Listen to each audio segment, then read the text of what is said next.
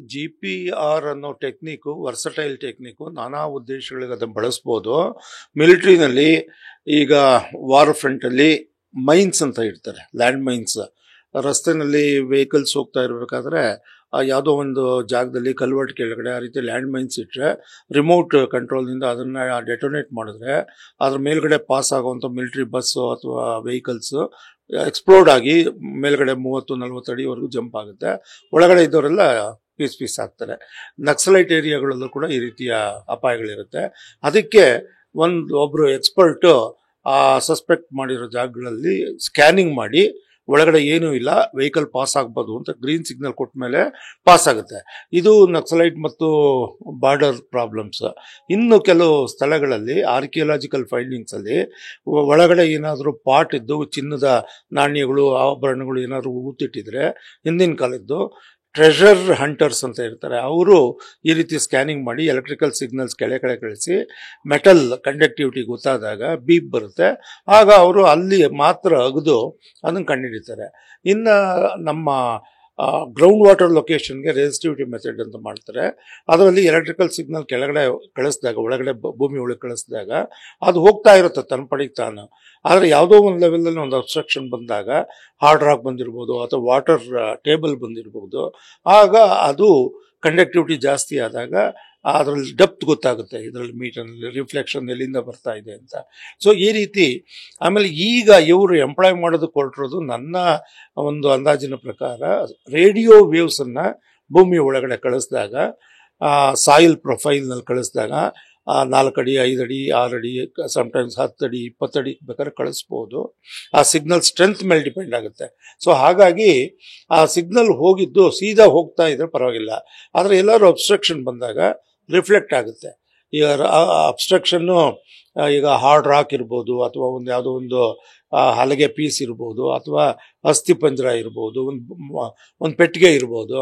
So ಅಲ್ಲಿ ನಮಗೆ back reflected waves ಬರ್ತವೆ. ಅದನ್ನೆಲ್ಲ ಪ್ಲಾಟ್ ಮಾಡಿದಾಗ ಆ ಬಾಡಿ ಯಾವ ಥರ ಇದೆ ಗೊತ್ತಾಗುತ್ತೆ.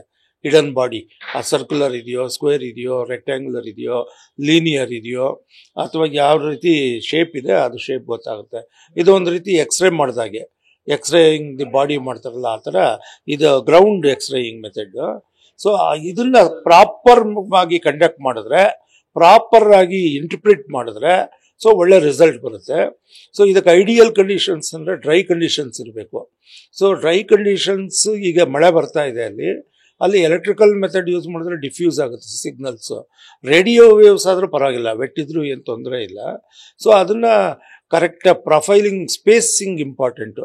ಈ ಲೈನ್ ಟ್ರಾವರ್ಸಿಂಗ್ನಲ್ಲಿ ಇಂಟರ್ ಸ್ಪೇಸಿಂಗ್ ಏನಿದೆ, 1 ಮೀಟರ್ ಇಂಟರ್ವಲ್ ಬೇಕಾ ಆ ಪರ್ಟಿಕ್ಯುಲರ್ ಪರ್ಪಸ್ಗೆ, ಆ್ಯಂಡ್ 1/2 ಮೀಟರ್ ಬೇಕೋ, 2 ಮೀಟರ್ಸ್ ಬೇಕೋ, 5 ಮೀಟರ್ಸ್ ಬೇಕೋ, ಆ ರೀತಿ ಸ್ಪೇಸಿಂಗ್ ಡಿಸೈಡ್ ಮಾಡಬೇಕು. ಎಲೆಕ್ಟ್ರೋಡ್ಸ್ ನಿಲ್ಲಿಸಿ ಅದ್ರ ಮೂಲಕ ಸಿಗ್ನಲ್ ಕಳಿಸೋದಕ್ಕೆ. ಸೊ ಇವರು ಯಾವ ಮೆಥಡ್ ಎಂಪ್ಲಾಯ್ ಮಾಡ್ತಾ ಇದ್ದಾರೆ ಇವತ್ತು ಅದು ಡೀಟೇಲ್ಸ್ ಗೊತ್ತಾಗಿಲ್ಲ. ಎಲೆಕ್ಟ್ರಿಕಲ್ ಮೆಥಡ್ ಅಥವಾ ರೇಡಿಯೋ ವೇವ್ಸ್ ಮೆಥಡ್, ಎರಡರಲ್ಲೂ ಪಾಸಿಬಿಲಿಟಿ ಇದೆ ಸಕ್ಸಸ್ ಆಗೋದಕ್ಕೆ. ಇದು ಬಿಟ್ಟು ಬೇರೆ ಬೇರೆ ಮೆಥಡ್ಸು ಇದೆ, ಅದು ನಮ್ಮ ಡಿಪಾರ್ಟ್ಮೆಂಟಲ್ಲಿ ನಾವು ಉಪಯೋಗಿಸ್ತೀವಿ. ಮ್ಯಾಗ್ನೆಟಿಕ್ ಮೆಥಡ್ ಇದೆ, ಎಲೆಕ್ಟ್ರೋಮ್ಯಾಗ್ನೆಟಿಕ್ ಮೆಥಡ್ ಇದೆ, ರೇಡಿಯೋಮೆಟ್ರಿಕ್ ಮೆಥಡ್ ಇದೆ, ಗ್ರಾವಿಟಿ ಮೆಥಡ್ ಇದೆ. ಅದರಲ್ಲಿ ಇನ್ನೂ ತುಂಬ ಆಳಕ್ಕೂ ಕೂಡ ಹೋಗ್ಬೋದು, ಅಪ್ ಟು 500 ಮೀಟರ್ಸ್ವರೆಗೂ ಕೂಡ ಹೋಗ್ಬೋದು.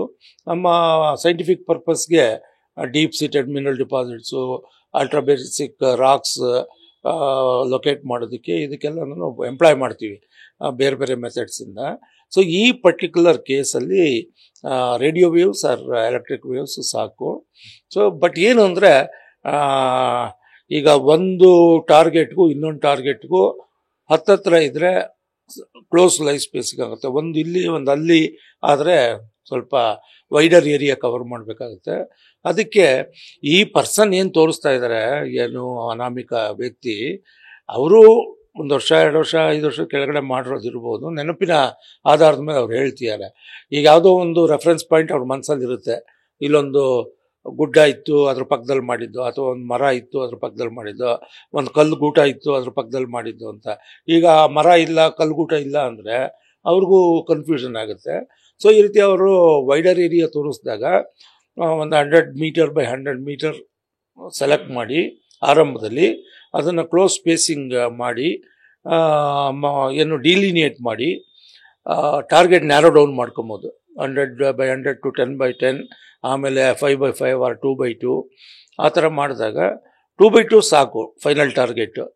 2 ಮೀಟರ್ ಬೈ 2 ಮೀಟರ್ ಅಂದರೆ 6/6 ಫೀಟ್, 6.5 ಅಷ್ಟು ಸಾಕಾಗುತ್ತೆ. ಡೆಪ್ತು ನೀವು 4 ಫೀಟು 5 ಫೀಟು 6 ಫೀಟು ಅದು ಯಾವ ರೀತಿ ಅಂತ ಡಿಸೈಡ್ ಮಾಡ್ಬೋದು.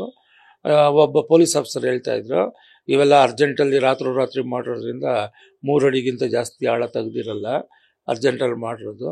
ಸೊ ಅದರಿಂದ 3-4 ಅಡಿ ಆದರೆ ಸಾಕು ಅಂತ. ನೋಡೋಣ ಸ್ಕ್ಯಾನಿಂಗ್ನಲ್ಲಿ ಏನು ರಿಪೋರ್ಟ್ ಬರುತ್ತೆ.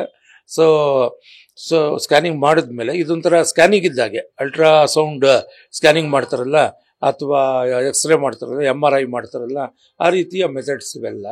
So it's good, tool is available. ಇನ್ನು ಕೆಲವರು ಈಗ ಗ್ಯಾಸ್ ಪೈಪ್ಲೈನ್ ಇರುತ್ತೆ ನೆಲದಲ್ಲಿ, ಅಲ್ಲಿ ಬೇರೆ ಏನೋ ಡೆವಲಪ್ ಮಾಡೋಕೆ ಹೋದಾಗ ಗ್ಯಾಸ್ ಪೈಪ್ಲೈನ್ ಅಡ್ಡ ಬರಬಾರ್ದು ಅಂತ ಅವರು ಈ ಮೆಥಡ್ ಉಪಯೋಗಿಸ್ತಾರೆ, GPR ಮೆಥಡ್. ಇನ್ನೊಂದು ಸರ್, ಈಗ ಭೂಮಿ ಆಳದಲ್ಲಿ ಒಂದು ಮೂಲೆ ಇದ್ರೂ ಕೂಡ ಇದು ಪತ್ತೆ ಮಾಡುತ್ತಾ? ಎಷ್ಟು ಅಡಿ ಆಳದವರೆಗೂ ಕೂಡ ಪತ್ತೆ ಮಾಡ್ಲಿಕ್ಕೆ ಸಾಧ್ಯತೆ? ಇದರಲ್ಲಿ ನೋಡಿ, signal strength of the signal ಮೇಲೆ ಡಿಪೆಂಡ್ ಆಗುತ್ತೆ.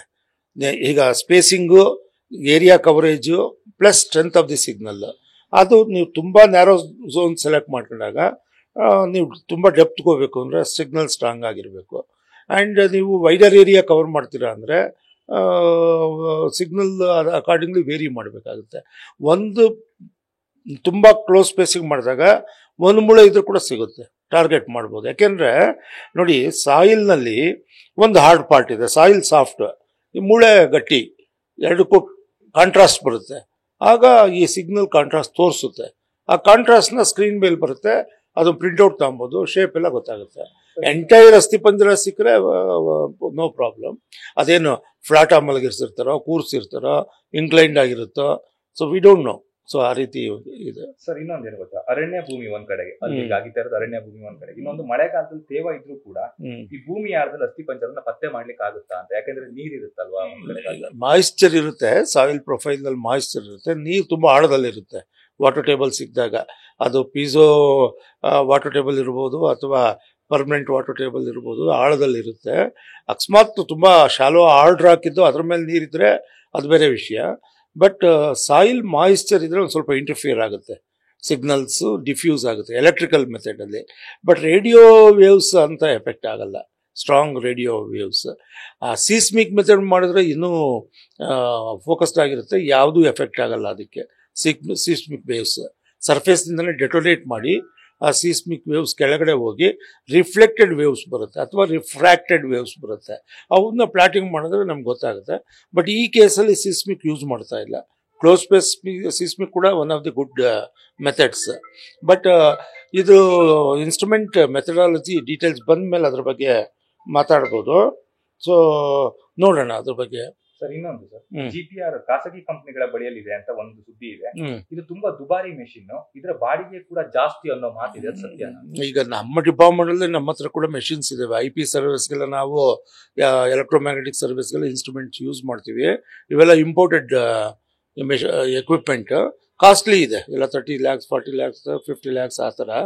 ಇನ್ನು ಹೈಯರ್ ಸ್ಟ್ರೆಂತ್ ಮೆಷಿನ್ಸ್ ಆದರೆ 1 crore ಜಾಸ್ತಿ ಇರುತ್ತೆ. ಬಾಡಿಗೆಗೆ ನೀವು ತಗೊಂಡಾಗ ಗಂಟೆಗಿಷ್ಟು ಅಥವಾ ದಿನಕ್ಕಿಷ್ಟು, ಆಮೇಲೆ ಟೆಕ್ನಿಷಿಯನ್ ಬರಬೇಕಾಗುತ್ತೆ.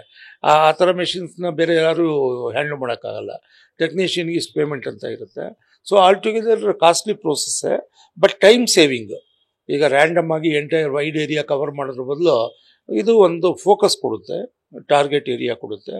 ಸೊ ನಮಗೆ ಹೆಲ್ಪ್ ಆಗುತ್ತೆ. ಈಗ ಬಾಡಿ ಎಕ್ಸ್ರೇ ತೆಗೆದಾಗೆ ಡಾಕ್ಟರ್ಗೆ ಪೂರ್ತಿ ಗೊತ್ತಾಗ್ಬಿಟ್ರೆ ಎಲ್ಲಿ ಏನು ಪ್ರಾಬ್ಲಮ್ ಇದೆ ಅಂತ ಯಾವುದು ಬೇಕಾಗಲ್ಲ. ಆದರೆ ಅನುಮಾನ ಬಂದಾಗ ಎಕ್ಸ್ರೇ ತನ್ನಿಂತಾರೆ. ಎಕ್ಸ್ರೇ ರಿಪೋರ್ಟು ಕೂಡ, ಆ ಫಿಲ್ಮ್ನು ಕೂಡ ಪ್ರಾಪರಾಗಿ ಓದೋರು ಬೇಕು, ಎಕ್ಸ್ಪರ್ಟ್ ಬೇಕು. ಸೊ ಯಾವುದೋ ಒಂದು ವೈಟ್ ಸ್ಪಾಟ್ ಇರುತ್ತೆ, ಅದನ್ನು ನೆಗ್ಲೆಕ್ಟ್ ಮಾಡೋಕ್ಕಾಗಲ್ಲ. ಅದು ಎಕ್ಸ್ಪರ್ಟಿಗೆ ಗೊತ್ತಿರುತ್ತೆ ಏನು ಪ್ರಾಬ್ಲಮ್, ಅದು ಅಲ್ಲೇನು ಸಿಸ್ಟ್ ಇದೆಯಾ ಅಥವಾ ಟ್ಯೂಮರ್ ಬೆಳೆದಿದೆಯಾ ಅದೇನು ಅಂತ ಹೇಳೋದಕ್ಕೆ. ಆ ಥರ ಇದಕ್ಕೂ ಕೂಡ ಎಕ್ಸ್ಪರ್ಟ್ಸ್ ಇರ್ತಾರೆ. ಇಂಟರ್ಪ್ರಿಟೇಷನ್ ಪ್ರಾಪರಾಗಿ ಮಾಡಿದ್ರೆ ಒಳ್ಳೆ ರಿಸಲ್ಟ್ ಬರುತ್ತೆ. That's my opinion. Thank you. News first, ನಿರ್ಭೀತಿಯಿಂದ ನಿಮ್ಮ ಪರವಾಗಿ.